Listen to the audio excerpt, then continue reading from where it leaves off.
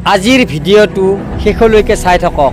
কৰ্মত আগবাঢ়াৰ পিছত মানুহৰ বাধা বিঘিনি কেনেকৈ আহে। এজন ৰজাই বহুতবাৰ যুদ্ধ কৰিছিল আৰু ৰজাই যুদ্ধত জয় হ'ব পৰা নাছিল। তাৰ ফলত এদিন জ্যোতিষীক তাকে গ'ল। জ্যোতিষীক কৈছিল যে মই এইখন যুদ্ধ কোনদিনাই জয় হ'ম। জ্যোতিষী কৈছিল আপুনি যুদ্ধৰ সপোন বাদ দিয়ক, আপোনাৰ বেছি দিন নাই, অতি সোনকালে মৃত্যু হ'ব। তেতিয়াই ৰজাই ঘৰত আহি বহুত টেনশ্যনত খাদ্য খানা নাখায়, শুকাই খিনাই মানে মানুহজনৰ অৱস্থা বেয়া হৈ গৈছিল।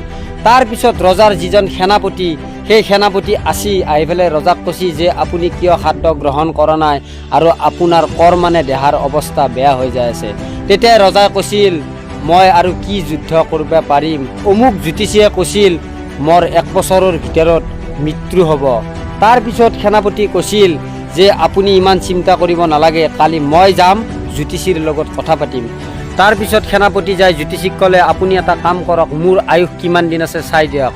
তেতিয়াই সেনাপতিক কৈছিল আপোনাৰো বেছি দিন আয়ুস নাই, 6-7 বছৰৰ ভিতৰতে আপোনাৰ মৃত্যু হ'ব। তাৰপিছত সেনাপতি ৰজাৰ ঘৰত আহিছিল আৰু ৰজাক কৈছিল এই ৰজা আমি দুয়োটাই কালি জ্যোতিষীৰ আয়ুস কিমান দিন আছে চাবা যাম। তাৰপিছত ৰজাক লগত লৈ জ্যোতিষীৰ ঘৰত যায় সেনাপতি কৈছিল যে আপোনাৰ আয়ুস কিমান দিন আছে চাই দিয়ক।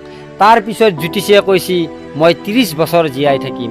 30 বছৰ জীয়াই থাকিম বুলি কোৱাৰ লগে লগে সেনাপতি চুৰি হলে এক ঘাও মাৰি গলটো মাটিত পেলাই দিছিল আৰু মাটিত পেলাই দি ফেলে সেনাপতি ৰজাক কৈছিল বোলে এখেতে বোলে 30 বছৰ জীয়াই থাকে, এতিয়া কিয় গলটোৰ তলত পৰি থাকিল, এতিয়া কিয় জিন্দা হ'ব পৰা নাই।